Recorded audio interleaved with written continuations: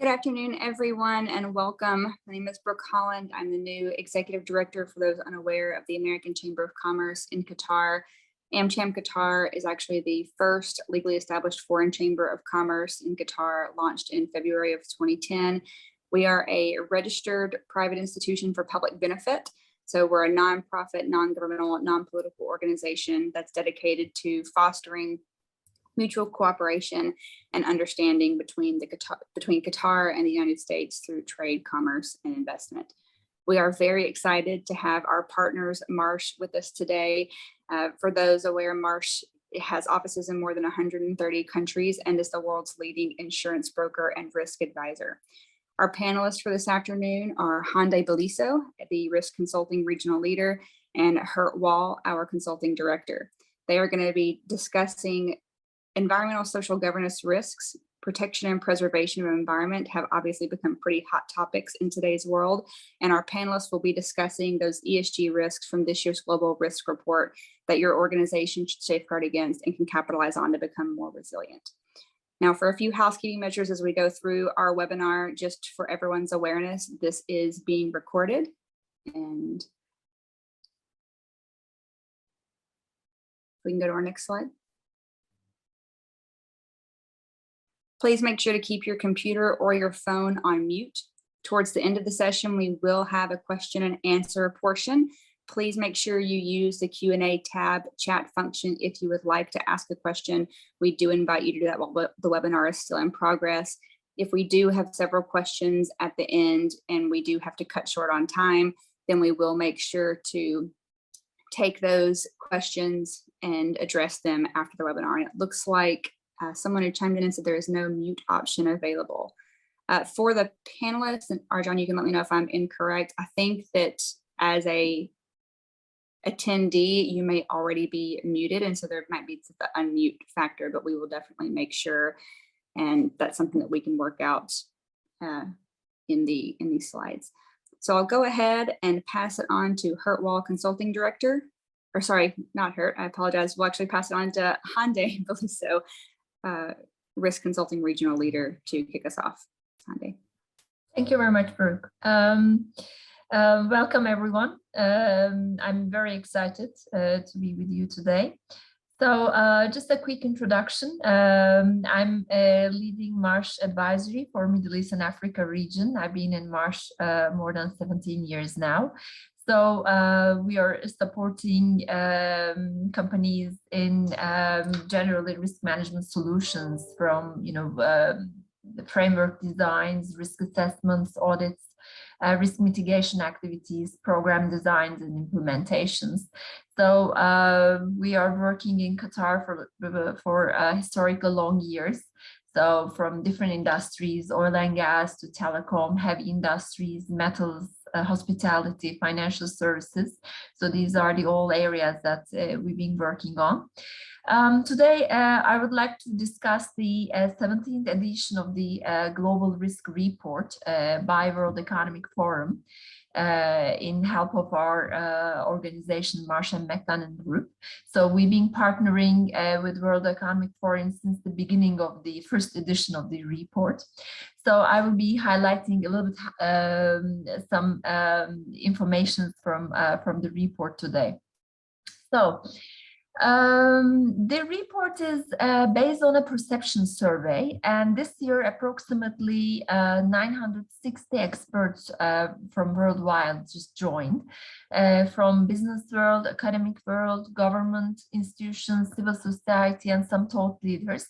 They shared their views on this global perception survey. The survey mainly framed, 5 areas, economic vulnerabilities, geopolitical tension, societal issues, environmental issues, and some technological risks. And every year, the report has some sections. These are the selected areas of concern. Let me give you a little bit background on these areas. So the first one is the traversing harder borders. So this section discussed mainly migration, especially millions of people they're seeking cross borders for better life opportunities. So economic difficulties, political instability, war, even climate change, they're forcing people to leave their homes. So as you all know, we are now seeing in Ukraine, and even last year Afghanistan, Syria in our close geography, but also in South America we see, in Venezuela, in Mexico, El Salvador, there are some countries that heavily impacted in migration. So especially this creates some cross-border conflicts between neighboring countries. And during the COVID-19 pandemic, the whole impacts, there are some hostile approaches to migrants. So, and also less, employment opportunities at the destination countries. So these are the main, both sociological and economic, impacts of this issue.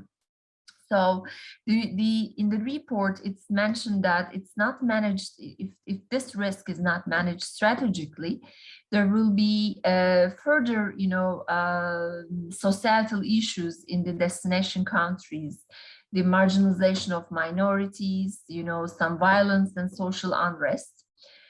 So these are the main topics under this umbrella.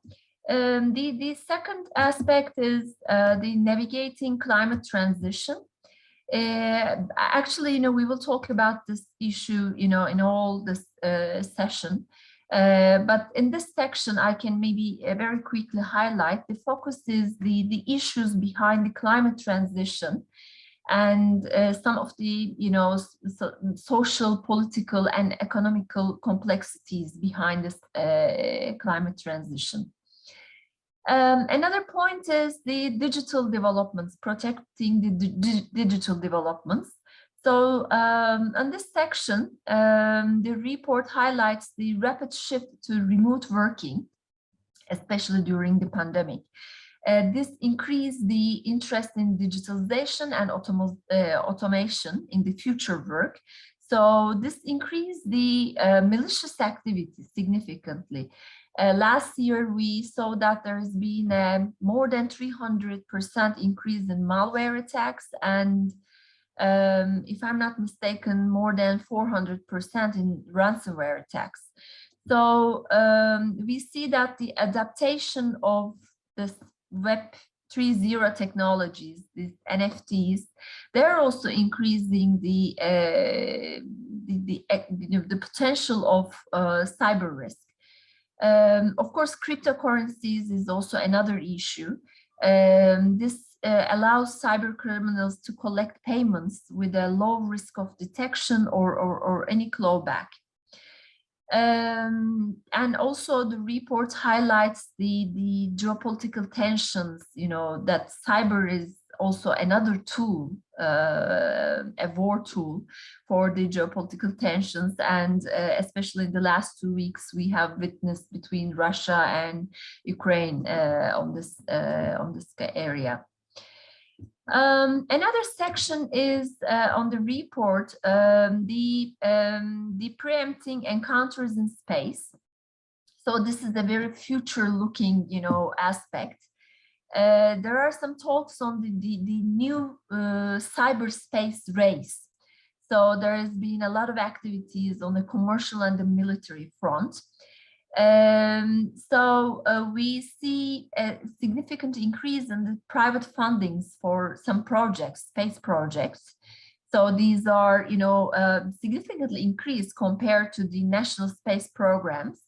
So this increase as congestion in the space, and this is an issue because number of satellites increase in the space, and this creates the risk of collision and even maybe an exposure to an unpredictable, space event that we can damage the orbital infrastructure. Another issue is the desire, to target the exploitation of the space minerals. So this became an area of concern because who owns this? Who has the right to do this exploitation is also an issue. The lack of the international rules and space activity is also another concern that the world needs to consider in the upcoming period. So there has been also in the report, and I will be sharing today, some executive opinion survey. So this is a survey that almost 12,000 company executives just share their views, the top risks that has been issues in their countries. So I would like to share this view. This is the top risks since 2011. When you look at all this, there are of course 5 risk categories, and as you noticed, prior to 2014, economic risks, blue color, they have the greatest impact. But since 2011, you can notice the importance of the environmental risks. And even, even last year, this year, there has been a significant dominance on the environmental risks. They're on the top, 5 in the long-term horizon. You can notice the technological risks, especially between 2017-18. You might remember this Petya WannaCry attacks, and the mid 2018 we have this data protection laws in Europe and in US. So it also increased the importance of data fraud and data theft. So these are also important. Last year, we see the pandemics in the top 5 because COVID triggered that risk. So maybe I can share a little bit the time horizon split. So last year, for the first time, the report splitted the top risks into 3 different time horizon. Especially on the short term, we see, it's between 0 to 2 years, and infectious diseases and its impacts we are seeing a lot, especially in the social area. Maybe I can introduce very quickly some of the risks to you. As number 1 on the short term, you can see the extreme weather events. So these are, cold fronts, fires, floods, waves, windstorms that we are seeing. The second ranked is employment and livelihood crisis.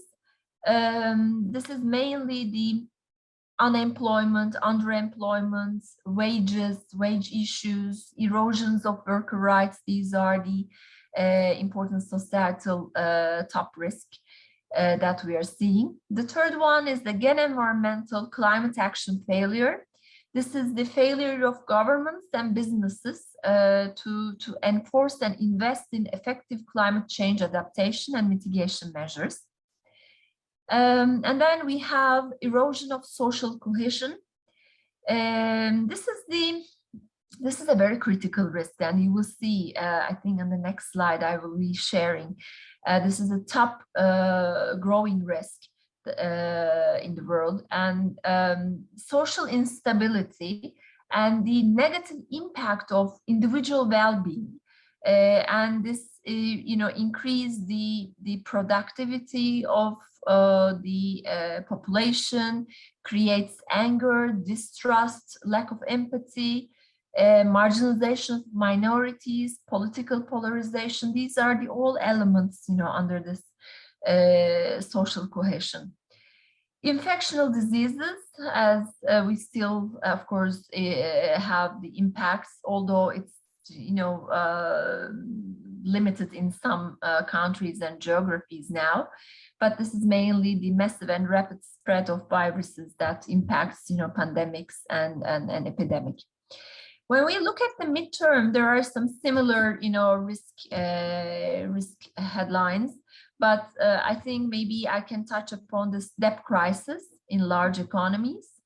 So these are mainly bankruptcies, the major bankruptcies, insolvencies, liquidity crisis, or sovereign debt crisis that we are seeing. Commodity price shocks is one of the triggers behind price instabilities, is also one trigger behind of this risk. When we look at the long-term risks between 5 and 10 years, of course, we have, climate action failure, extreme weather events, but maybe, this biodiversity loss that I can touch upon. This is mainly the extinction of the species. We also have another risk on the long term. It's called human-made environmental damages. So these are mainly the environmental damages because of human beings. So deregulation of the protected areas, forests, industrial accidents, oil spills, radioactive contamination. So these are all the areas that we see under this risk headline. Natural resource crisis, chemical, food, mineral, water, and natural resources crisis. These are at the global level, and mainly the mismanagement of the human exploitation is the main reason for that. So I mentioned about this, the top risks that have worsened, since the start of COVID-19. So as you see, on the top 5, 3 aspects are societal: the erosion of social cohesion, employment and livelihood crisis, severe mental health deterioration. I think a lot of organizations, they are investing their human, employees to keep the mental health in a much stronger level. So when we look at the top 10 risks, that perceived as the most severe in the next decade. So we see again the climate environmental aspects on the top 3. So especially, biodiversity loss, climate action failure, extreme weather events, these are the significant aspects. So these are mainly related with this 3, time period risks that I have presented to you. So especially I just want to highlight one aspect on the next slide maybe. So environmental risks. So we will talk about climate change and ESG topic today with you. But especially, this is a very interesting, picture, because these are the regions or countries that you see that the significant risk on climate action failure and extreme weather events. As you see, China is in the top. There are some countries in continental Europe and North America, Canada, and also US is having a significant, a risk on both extreme weather events, carbon emissions, and also the protocols, the climate action failures that we've been witnessing. So let me highlight a little bit this global overview of this executive survey. So this is from the Middle East and North Africa region. This data is calculated from the Executive Opinion Survey. So as I mentioned, there has been almost more than 12,000 business executives responded to that survey from more than 120 countries. So they were asked to give their opinions on the top 10 critical short-term threats to their countries out of this 35 risks that has been highlighted. In our region, employment and livelihood crisis is #1, and natural resource crisis is highlighted as the second ranked. And we see the prolonged economic stagnation, failure to stabilize prices, especially, we are in a significant oil-based economy. And infectious diseases is ranked, #5. For this session, I just go into the details and deep dive on the Qatar respondents. So we have different risks actually, and different order. In Qatar, there were 51 executives responded to the survey, and they ranked climate action failure as #1. And the second one is the digital inequality. So this is a risk that is in some countries, and even within the countries, there are inequalities to access the digital and technology space. So some industries, or even even in our daily life, schools, during the COVID-19, there has been a significant dependency on technology. So not every citizen in the country has an access to the equal digital equipments. So this is another risk that has been highlighted. The third aspect is collapse of the systemical important industries. This is very critical, especially Qatar is also oil and gas based industries, heavily dependent on those industries.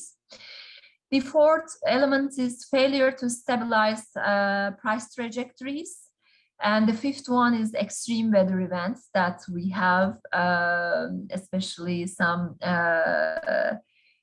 cyclones that we have witnessed in the recent period. So,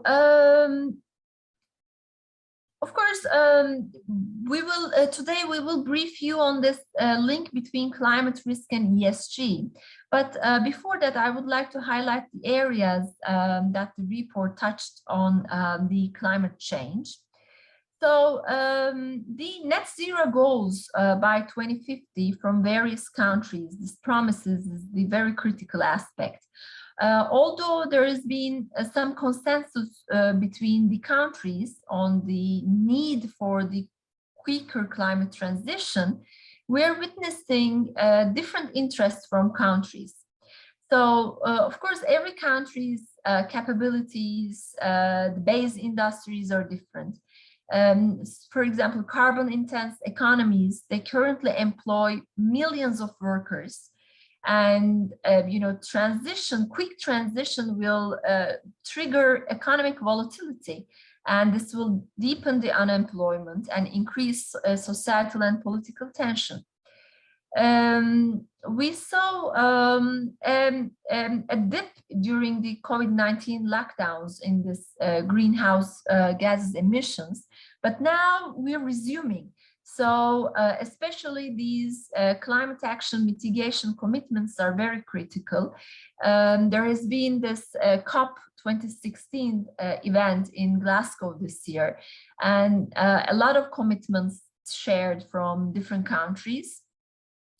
And there's been an increased interest on this ESG-based investing as well.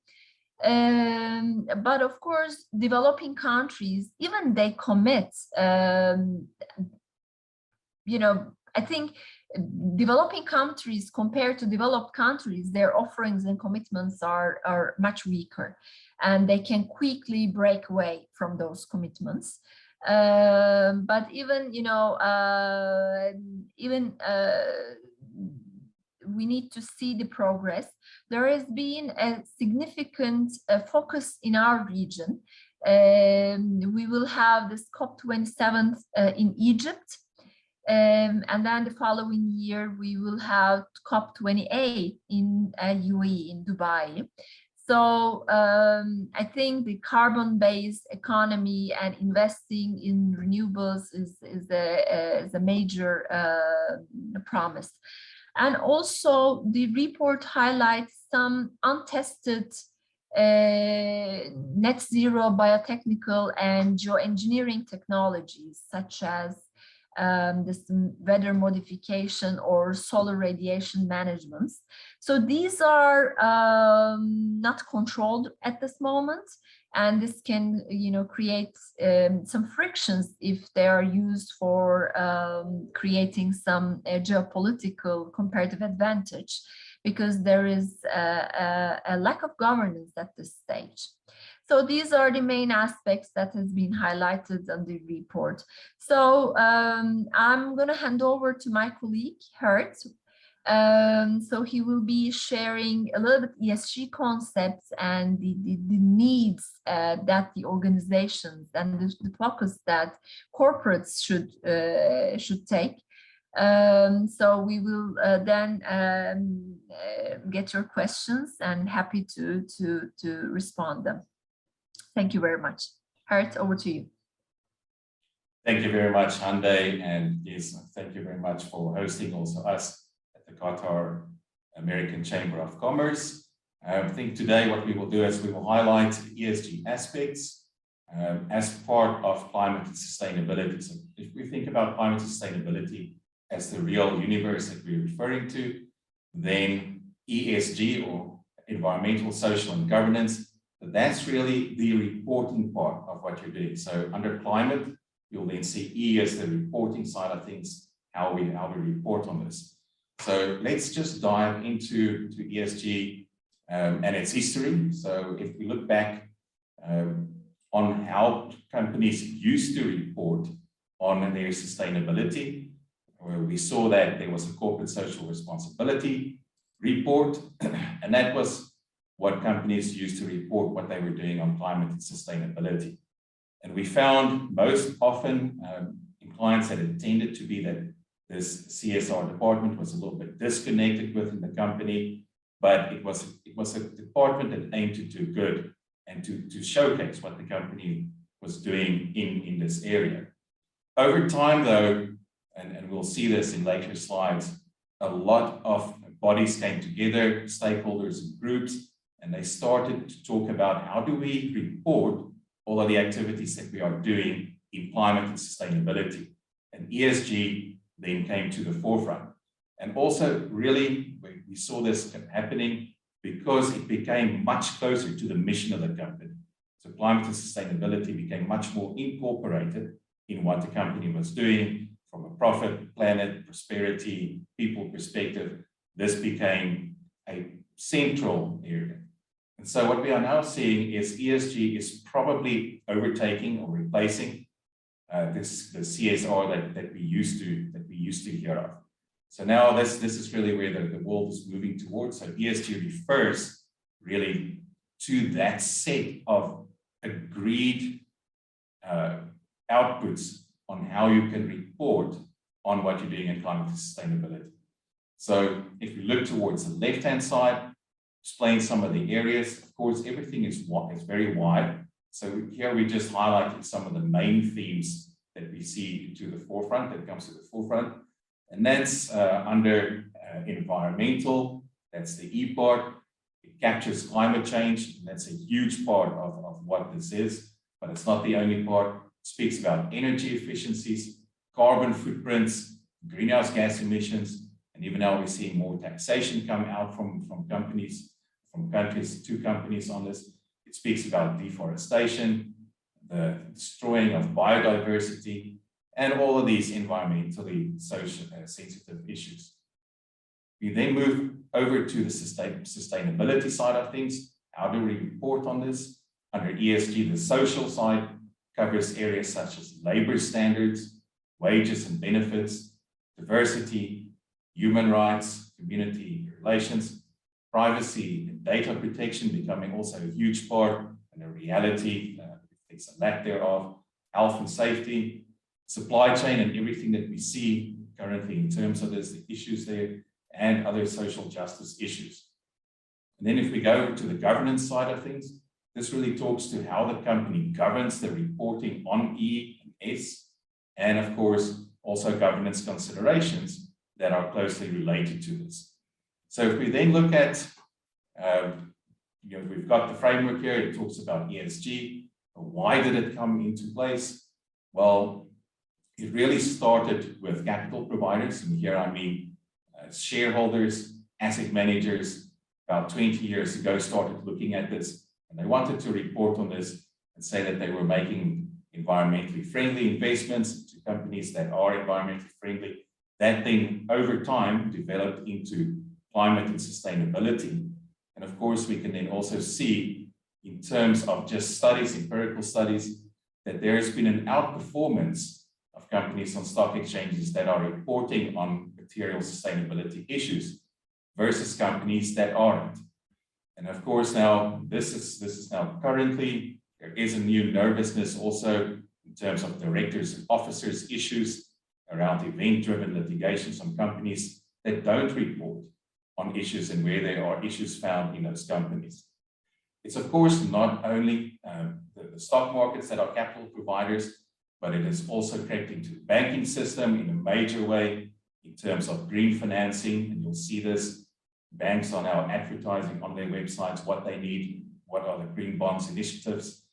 There's also alternative capital providers, obviously from our perspective, insurance companies are asking questions about what are companies doing with regards to its climate and sustainability. And you can report on that using an ESG framework. If you look at another stakeholder, regulations, I think you're all aware, worldwide, there's already over 1,800 climate-related laws enacted. And of course, regulators are requiring specific reporting in that space. From a customer perspective, we have a study that shows that 76% of consumers would refuse to purchase a product if the company supported an issue that was contrary to their beliefs and they were aware of that. So again, another part of the story, and you'll see as we continue that this becomes part of the value chain on which you report. In terms of employees, of course, we also see younger generation, really important, in the hunt for talent, but also a study that shows 16% higher productivity with impacts on shareholder value. If you look at your partners and suppliers, this has become important in terms of Scope 3 emissions, for those of you who know about TCFD reporting, and we'll touch on that a little bit later on. But businesses are then required to get ESG adherence from their vendors. So we can see one study showed that a major group of companies that went through this actually had some significant savings there. So if we just look at frameworks for ESG, and there are many. So basically, if we just start at the top, we started with the Paris Agreement and the UN Global Compact. Those are global initiatives. All sits with the United Nations.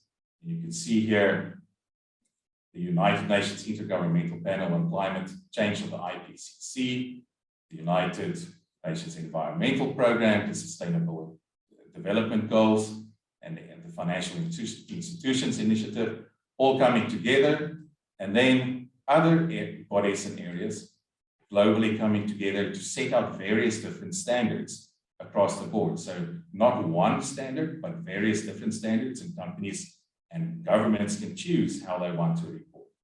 So we see, of course, the International Sustainability Board, the ISSB, being one of the major ones, the Global Reporting Initiative, global, of course, as the name says, a global reporting initiatives. We've got almost, we've got vast majority of Fortune 500 companies reporting under this initiative. The World Economic Forum itself has got an ESG guidance to which its members can adhere to. Then we've got the Task Force on Climate-Related Financial Disclosures, which are very science-based, and that's becoming a leading reporting framework. We've got the CSRD that has got EU adoption, so companies throughout the world that has subsidiaries that has operations in the EU will have to take note. This is already becoming mandatory. And then most recently, in COP26, actually not COP27, COP26, we had the International Sustainability Standard Boards being introduced as a new board by the IFRS Foundation. And this will start to put out standards to which companies can adhere to and will be required to adhere to as we go on if you report under IFRS. So if we then just look at what do we see in Qatar, you see that Qatar's national vision aims by 2030 for Qatar to become an advanced society that is sustainable. And then if we look at one of the main institutions in the country jumping into it, the Qatar Stock Exchange, joined the United Nations Initiatives on Sustainability and Development, became a member of the Sustainable Stock Exchange Initiative, and it has promoted ESG standards since 2016, 2017, provided ESG guidance to assist listed companies wishing to incorporate ESG into their reporting processes. And then in 2018, also launched the first sustainability platform in the region to further encourage companies to disclose their reports. And if you go in there, you'll see the top 5 is listed on the website. I think you can probably get more, but the top 5 are already reporting throughout 2018 onwards, 100% compliance with this guidance. So there is already widespread adoption within Qatar companies that are listed. So then what I want to do is focus on a number of practical engagements of how we have assisted clients. And the first one is in the climate space. We're talking about climate resilience and how we can visualize some of these risks and what we can do with that from a practical perspective. So what do we want to measure for ESG? If we look at climate, we want to measure physical risks, transition risks, and liability risks. And physical risks really can be split into acute risks and chronic risks.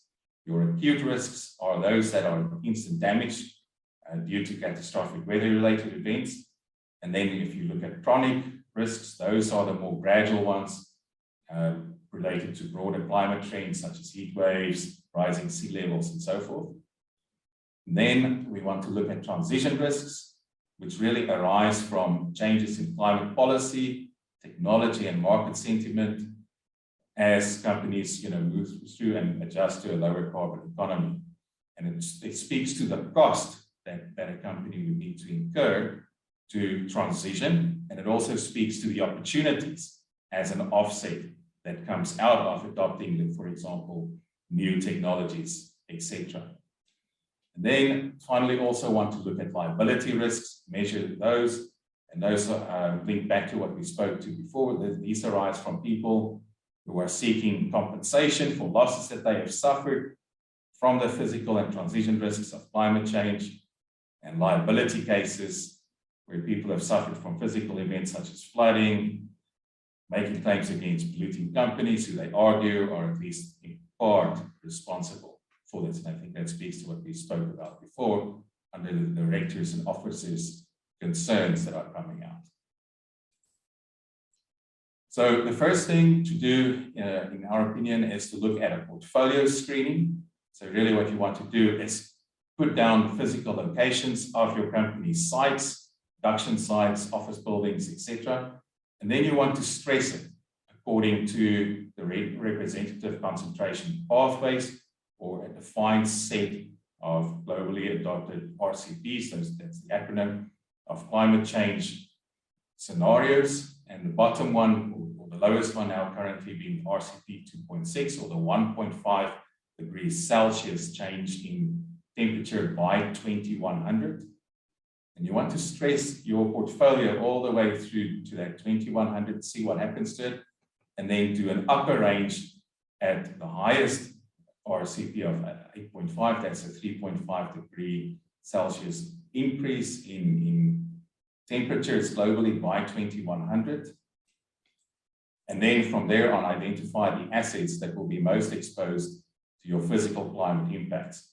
And you'll then assess this across key climate perils, and we'll look at some of those that we've got access to in a later slide.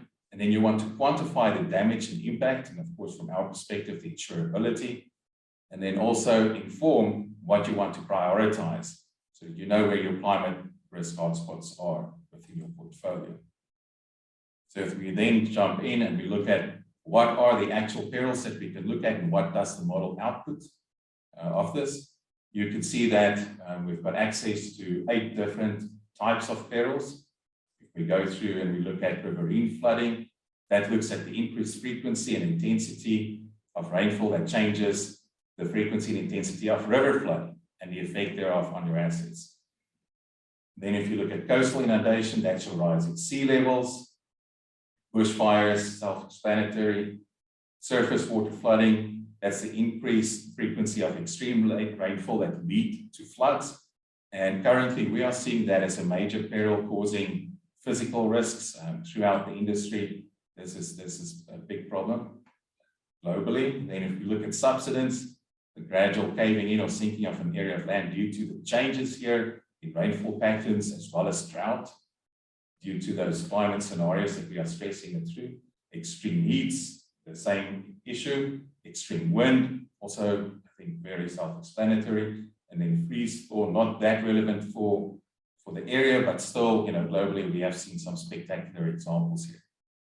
So what the model then does is, you can see these little circles here. These are each of the locations.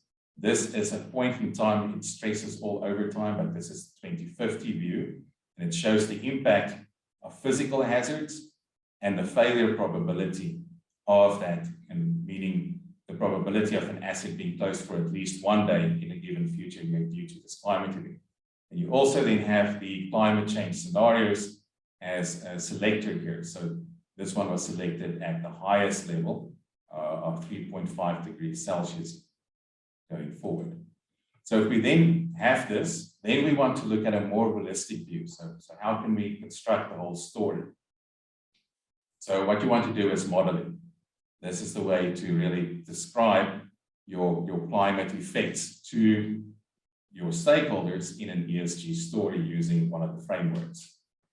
So what we looked at is first just setting up your model. So the transition risks that we spoke about, and then also the physical risks that we spoke about, adding a number of items from our databases and models, and then stress it through, as we just discussed, on the climate hazards, and then also through all of the emission pathways.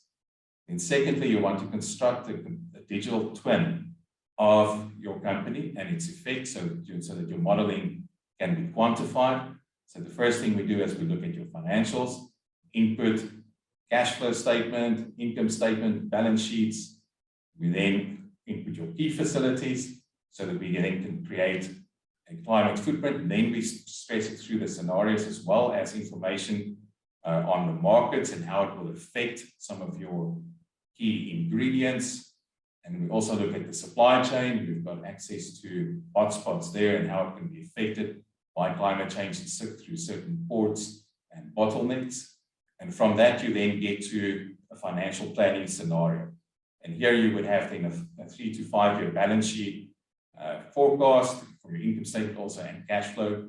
You can really play with all of the different scenarios through either the RCP pathways and or the various perils that you have. From a strategic planning perspective, you can have a 20 to a 50-year risk outlook here. That informs you in terms of your climate risk KPIs that you want to disclose. And it also informs your climate strategy so that you can have a climate roadmap and that you can assess the opportunities that are coming through from having done this analysis. And then finally, that gets you to the position where you can start looking at the net zero planning scenario. And once you have that, you can start looking at your climate readiness disclosures. So if I then just do a quick deep dive on this digital twin idea, this obviously gets stressed by a range of risk events based on your site-specific impacts. And of course, this is supposed to help you with your strategic decision making. And then it also demonstrates how you can adapt to the different climate stresses. We'll look at that now. And it most importantly also looks at revenue and how it can be impacted if you make certain of these changes. So if we then look at the model outputs, can see that here are the different RCP pathways. So every time you click on one of these different pathways, you get a different outcome in terms of the effects. The effects are here quantified in billions of dollars, just based on what was inputted in terms of the company's financial. And it is then stressed according to transition risk and categorized, as well as physical risks. And then if you look at the right-hand side, you can see how the different areas and revenue items and income statement, financial statement items are impacted. So if we just take an example in terms of reputational risk, you can see that revenue loss is the largest part here. If you look at liability, you can see that legal costs, as well as settlements and fines, is the largest projected cost over the next 5 years. And then, as you would expect under physical risks, you would have revenue loss component in terms of your business interruption, and then also, of course, a property damage. But overall, you can see that the transition risk over the next 5-year period far exceeds the physical risk. So it really becomes important to understand what you're doing under your transition risk. So if we then look at what do we do in terms of a net zero pathway, mostly companies want to set strategy by a certain point in time, 2050 being one of them, be net zero. You then look at your different scope emissions. This is under the TCFD disclosure that I spoke about. So scope 1 is defined as your direct emissions. You can see here the company has said it's going to electrify its vehicle fleet.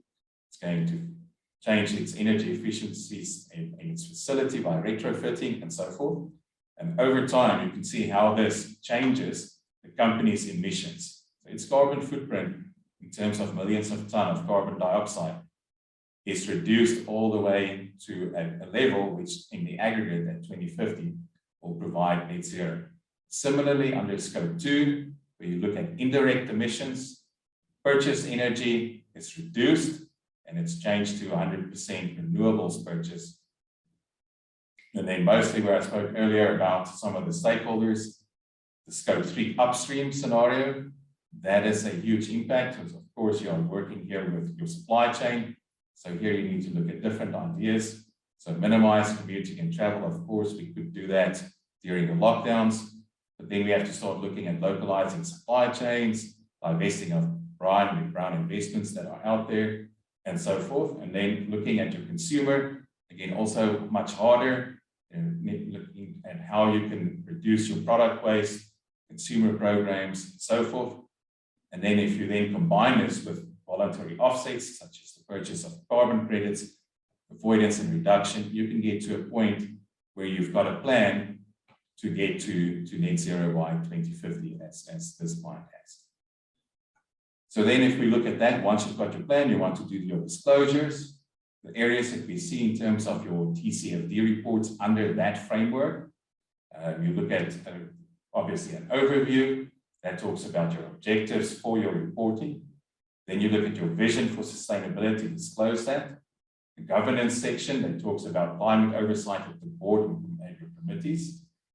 Your strategy, very important. Your risk and mitigation plans, you need to go into detail. Your transition plan that you have, including scenarios. Your risk management, the identification of the climate-related risks that you have identified and what you've done with that. And then your metrics and targets. What do you measure? How do you measure it? And what are your targets, including, of course, when you want to be net zero. Some of the additional headers that we've seen being included in here is when do you achieve your Paris Agreement goals? What is your company's overall climate ambition? What are your memberships and voluntary initiatives that you have? Any additional reporting that you want to do across any of those many standards that I mentioned before, GRIs, SASB, and then also, importantly, opportunities that the company has due to implementing all of this analysis.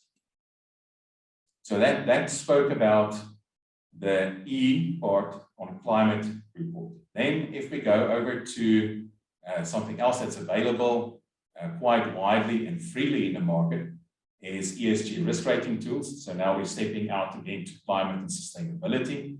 And we're looking at ESG overall.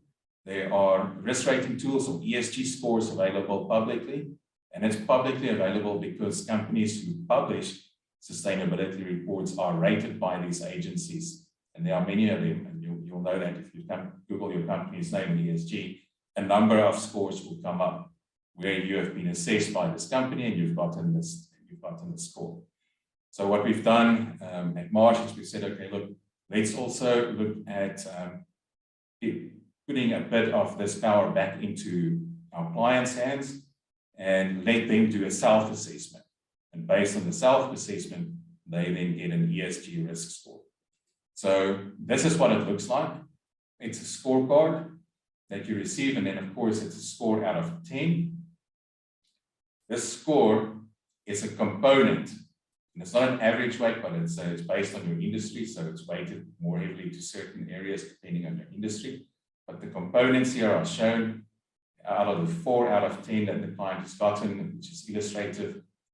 In the environmental part, it scored 1.9. The social part, it scored 6.8. And in the governance part, 3.8. This is based on 160 questions. Again, it's a self-assessment that you complete. And then once you've gotten that, then this is what you receive back from us.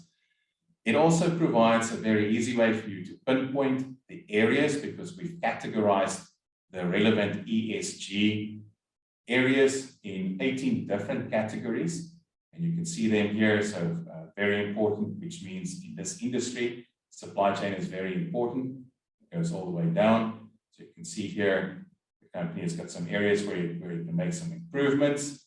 And then as we go through the different weightings, you can see all of the 18 areas that we have categorized based on that 160 questions that you then do the self-assessment on. And then, of course, how do you do this?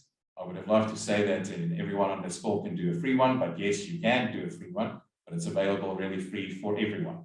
So how to get it? You just Google Marsh free ESG risk rating, and you can get all of the information there. And we can also give you this link to go to your score. You can do it as many times as you want to.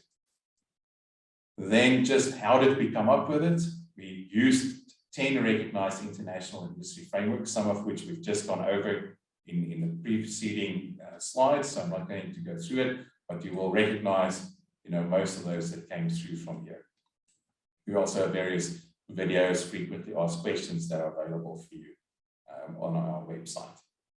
So, what's the point? Well, first of all, once you've got an ESG score, then you've got something that you can measure. So it's a conversation starter if you haven't done something already, or it's another way to understand how to look at measuring your ESG compliance. And once you've got that, you can start managing it. And then, of course, you can start communicating it through to your stakeholders. And then if we just look overall at resources that are available, Marsh McLennan has got a climate and resilience resource page. That's the Marsh Climate Change and Sustainability Risk Hub. Again, you can Google that and find it.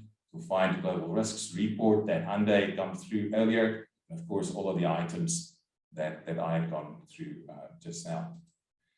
So back to you, Arjun and Brooke, for Q&A. Great, thanks, sir. That was really interesting, insightful presentation on ESG.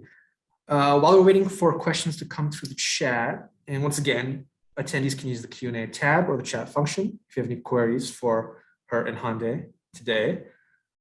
Something, Hert, I was just thinking of while you're going through the presentation today was specifically when it comes to the ESG risk rating tool, is the idea that the scorecard that companies get after completing that initial self-assessment, is that sort of like a jumping off point to have the discussion based on the results? So essentially, once they get their scorecard and they figure out where their gaps and sort of strengths are when it comes to building resilience, that they would then have a proactive conversation about how to sort of fix those changes, right? Like if supply chain was a gap in that scorecard for them, essentially.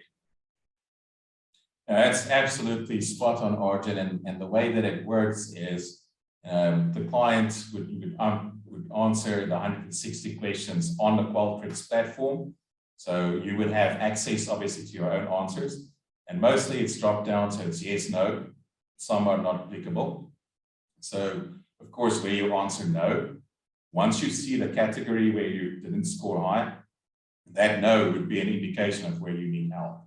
Right? That's where you would want to focus on to improve it to a yes. So I think full access and 24/7, you would know you can take it as many times as you want. Okay, all right. Thanks for clarifying that. I'm seeing a question here about the scorecard again. So is it industry specific? Correct. So based on the standards, so those standards that we showed and the 160 questions, of course, it wasn't always 160, it was a little bit more, but we kept on synthesizing and narrowing it based on real life examples with our clients. But it is industry weighted. So it's industry weighted across 69 industries based on what these organizations are seeing as issues that are important for their standards, which in our scorecard are questions. And then of course there's a Marsh view ultimately on it based on just the basic combination of the 10 different standards, but very much so. So every time this is answered, so let's say you were a group of companies, let's say 50 or so companies within your group, then many of those would have different weightings depending on the industries that they were in.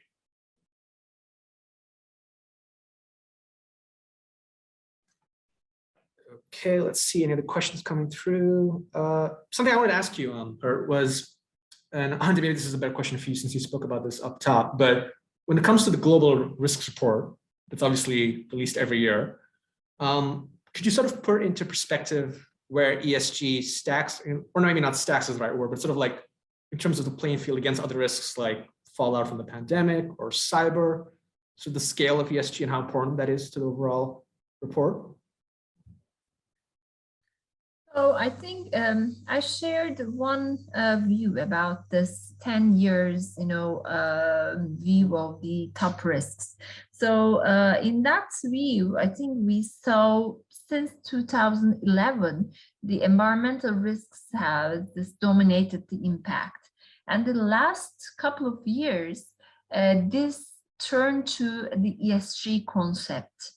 So, because this is not only the environmental risks, but there has been impacts to the society and also the governance mechanism that is being that should be created in the organizations. So we are seeing in the last 5 years heavily the ESG concept that is being, putting into focus. But I think, since 2014, there is a significant 11 even, dominance on the environmental concerns in the report.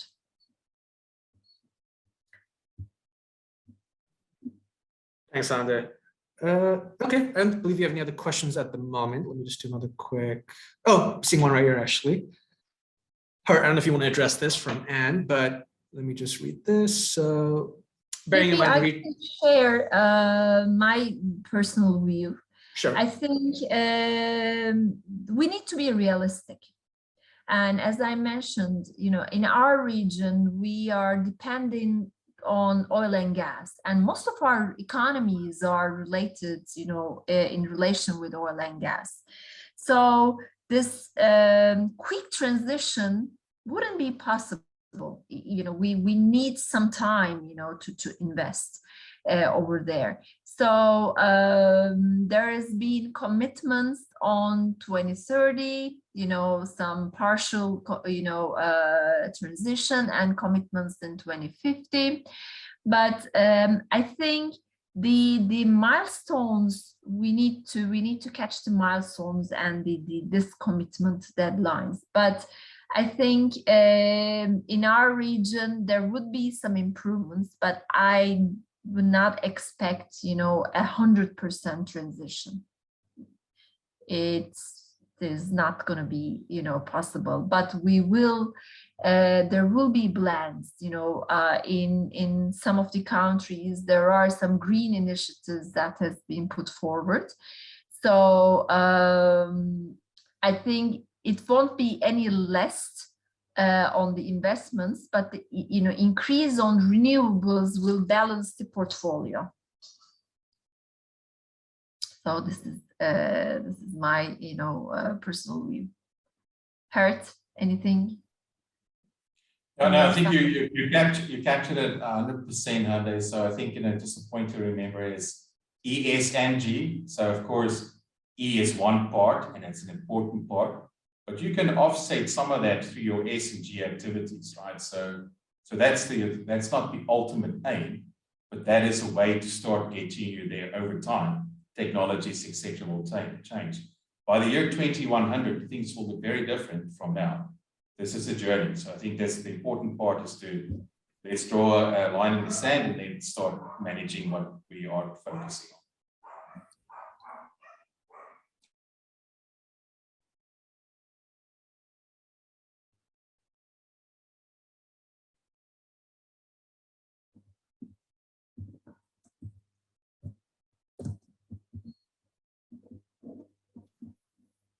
Okay, yeah, I think we've answered every question that has been sent our way. Thank you everyone for your time today. Thank you, Hert, Brooke, and Hande. Thank you everyone for attending the call. We'll share the recording as well as a copy of the deck later this week. And I've actually just put a link into the chat function about the ESG risk rating tool if you're interested in learning more about that. But thank you for today and have a great one. Thanks, everyone. Thank you. Thank you Thank for you. everyone. Thank you.